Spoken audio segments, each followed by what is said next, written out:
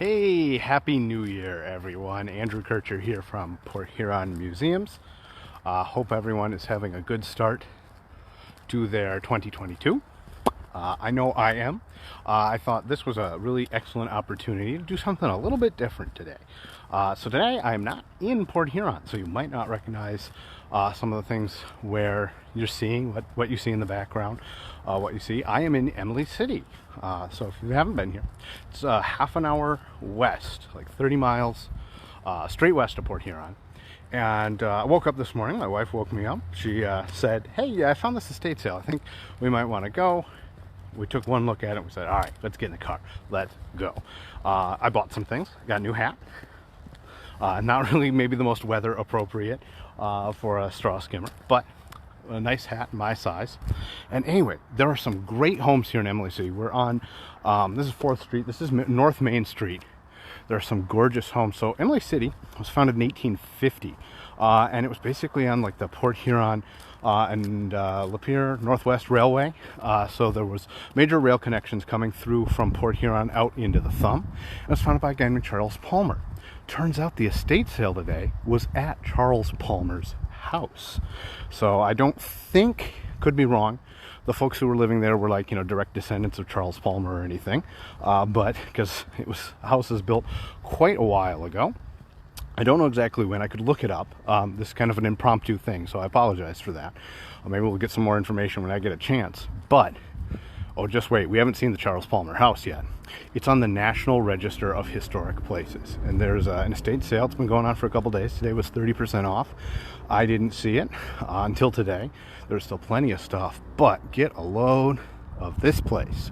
Gorgeous. Gorgeous Queen Anne. Here, the Charles Palmer house. It's huge. Even if you come out just to look through the house, it's well worth it. So Lauren and I bought a couple of hats.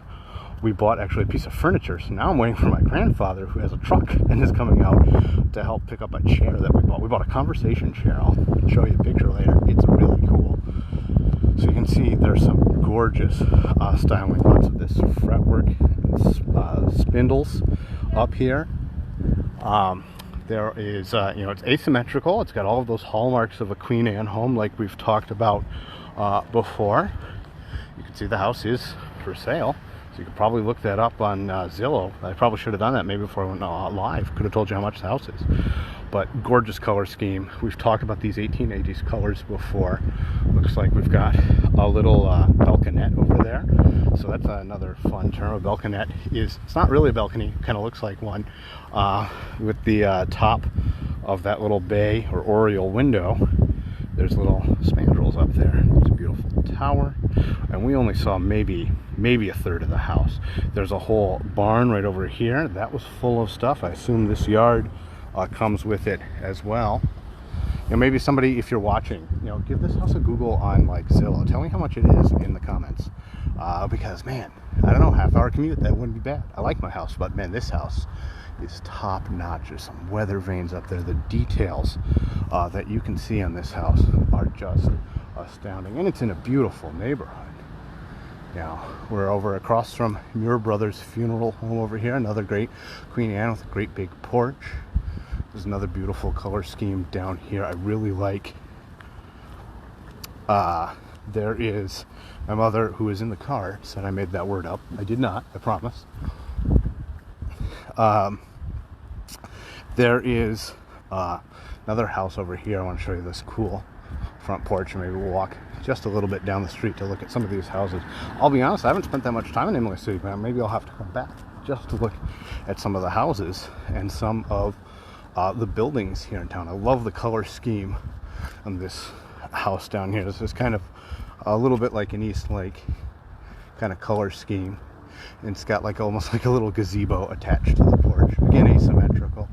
We've got some beautiful gingerbread on the house down here, and you know what, we'll walk just like one more block. I think we can walk up by the Imlay City Museum, which I'm embarrassed to say I haven't been to. I know I should, but this last summer was pretty busy, so I didn't get a chance to come out this way. There's a nice Italianate cube right over here with with these brackets up on top in pairs. It's pretty. Municipal offices. There's Imlay City Hall, if you haven't been there. You know, maybe not too classical. I know my favorite part of Imlay City is, of course, nachos, right down there. How many of you have ever been to nachos before? Delicious Mexican food. On the way in, was reading a little bit about the history of Imlay City, looking at the census data. About 20% of the population of Imlay City, which is about 3,000 people or so, is Hispanic or Latino. A lot of that, I think, comes from the harvesting of the sugar beets. A lot of what were maybe initially migrant laborers who now live here permanently. There's a nice brick cube up there, and then some wonderful downtown buildings as well. So this was a big railway stop. This was, you know, between Port Huron and Lapeer and over in Flint. Moving back when railway was the primary method of getting around, became pretty important to have these towns spring up. So they offered lots of opportunities for those, you know, riding the rails, a lot of economic opportunity with the railway. Croswell's obviously sprung up. This is the Eastern Michigan State Fairgrounds, are kind of the new part of Croswell. And here's kind of the rather sleepy downtown for a day like today. So yeah, we'll walk like a block this way as well. We can see the Grand Trunk car and bringing in some Christmas decorations over the Imlay City Historical Museum. So give them a check out. They talk about all the local townships around here. The 3rd and Main, looks like maybe a restaurant.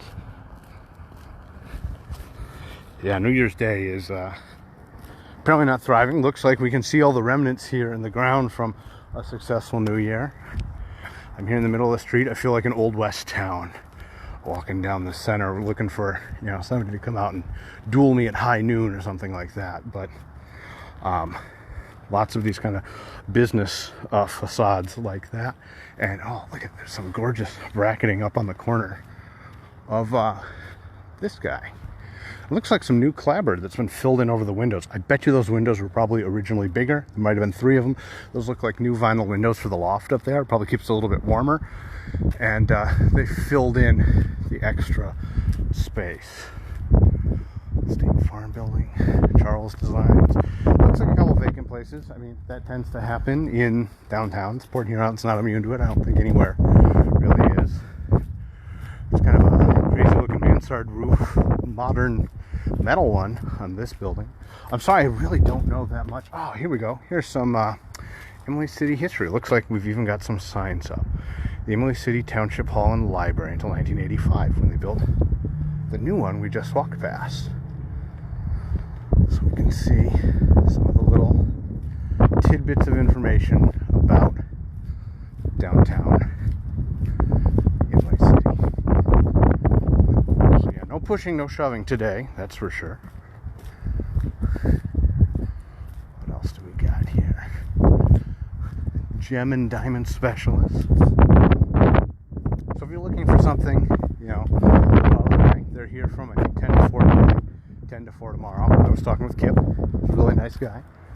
Ooh, I bet you I know anything what this building was. How many of you recognize that up there in the comments? This is, and right up there all the way at the top, you see it, Masonic Temple. So the Masons had a presence here in Imlay City. We've got some newer buildings. Looks like the facade here, there's a 2004 marker up there, but it really blends into the downtown. We've got Halloween supply store. Maybe they're year-round. You never know when you're going to need Halloween supplies. And some other gorgeous doors over here. And like a lot of downtown, so I see a little bit of like kind of Art Deco style influence with these big glass curved blocks into something that looks like it's being renovated. They got a little of everything. It's a fun store. Support Imlay City.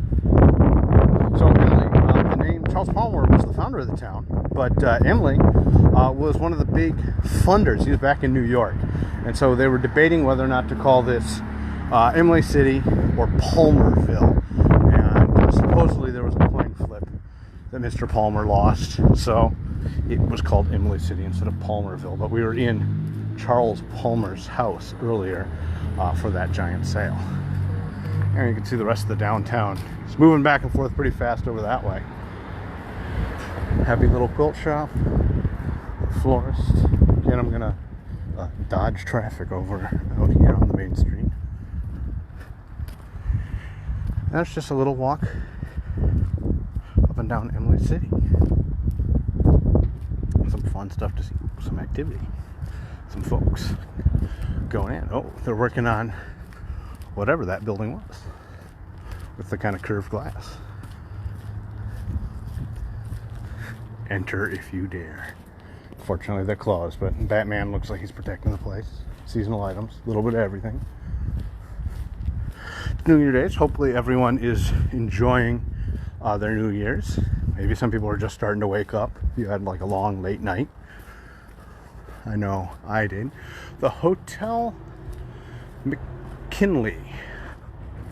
It's pretty cool right up there at the top. That was something we couldn't see from that side of the street, but looking back across, we can definitely see the Hotel McKinley. It makes sense because you got the train depot down here, so that would be kind of anchoring one end of the downtown. And Imlay City's really sprung up. You know, when we pulled into town, when you get off of 69, you see like very modern downtown. There's like the car dealerships and McDonald's, and you see Lucky Steakhouse and all that. And Lauren, my wife, was very surprised, saying, like, I did not expect that. When I hear about Imlay City, it seems like it'd be far more rural, but now there's a lot happening there. So Tammy loves Imlay City, and Kathy also appreciates nachos. Nachos sure is yummy. This might be what we're looking into. I don't know if Nachos is open. I did see Lucky's was open, so maybe that's where we'll check out for lunch, or some other place local. Anybody else have any Imlay City suggestions if you are more familiar with the city than maybe I am? We'll walk back and maybe we'll look at the back of Charles Palmer's house.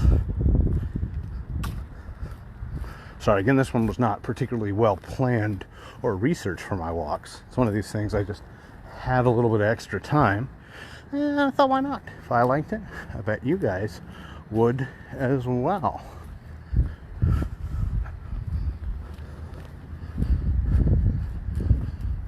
Walter Walker and Company, great big barn over there. And again, looks like remnants of a rather festive end to 2021.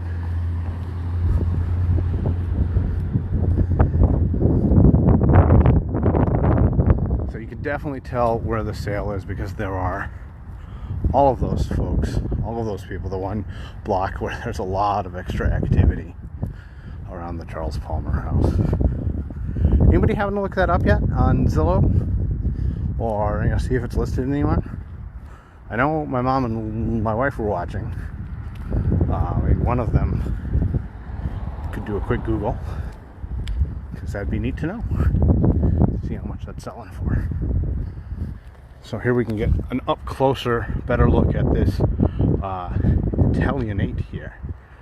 Italianates were popular in the 1860s, the 1870s, into the 1880s. A lot of times, one of the things you'll find is that places like Imlay City, styles last a little bit longer.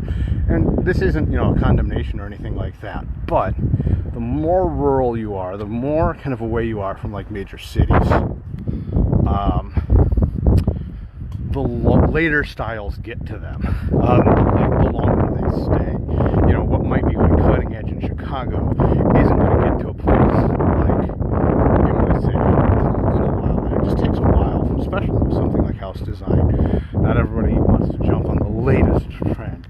There's a really cool, this one's very minimal, and it's got some modern siding on it, but that's a great Gothic revival with that really steep arch right there across the street.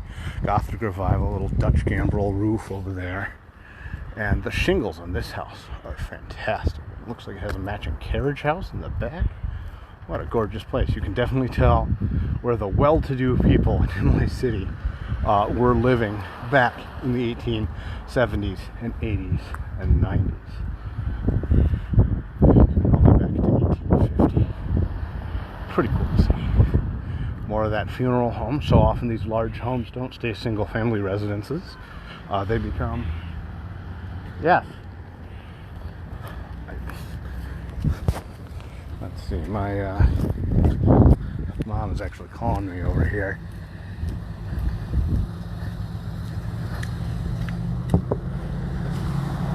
Yes?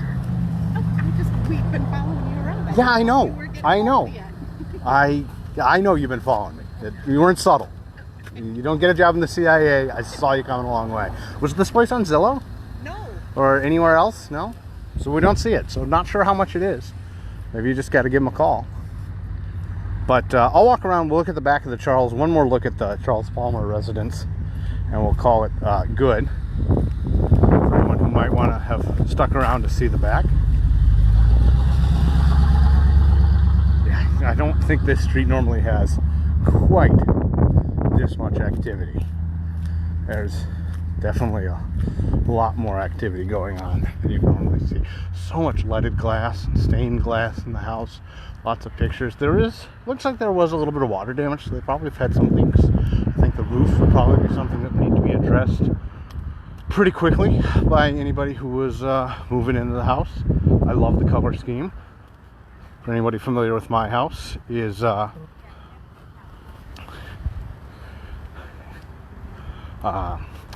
pretty similar colors to what I picked. So great 1880s colors. And we can, maybe it's not best to end with the back here, but it's got kind of a muddy alley.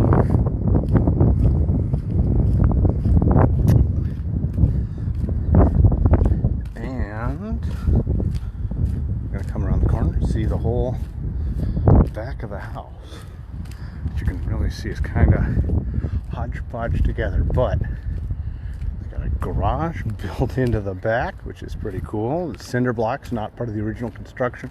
You can see some of that stained glass right there. That's the main central staircase up. Was gorgeous. There were some bedrooms on this floor, so those bedrooms were blocked off, and the third floor was blocked off, so we didn't get to go up there, but the rest of the house was well worth seeing for sure. Anyway, so that's Charles Palmer's house. I promise they didn't give me a discount or anything to do this. That would have been real nice actually. But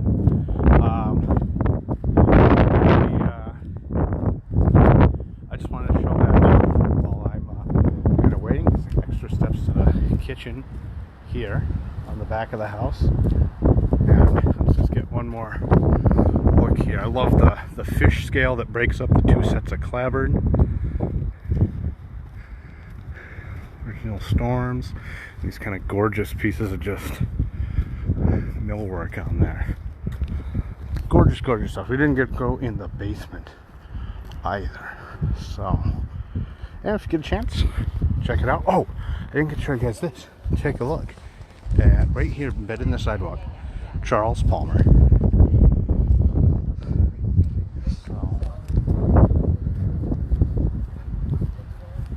Anyway, that's a little bit about the Charles Palmer house. I hope you enjoyed our little impromptu walk around. It was a good way to start your 2022. I might get back in the car for just a little bit. My hands are getting a little cold. So, until next time, enjoy the history in your own backyard, or in this case, maybe like your neighbor's backyard. I don't know, half hour away. Imlay City still feels kind of like our backyard.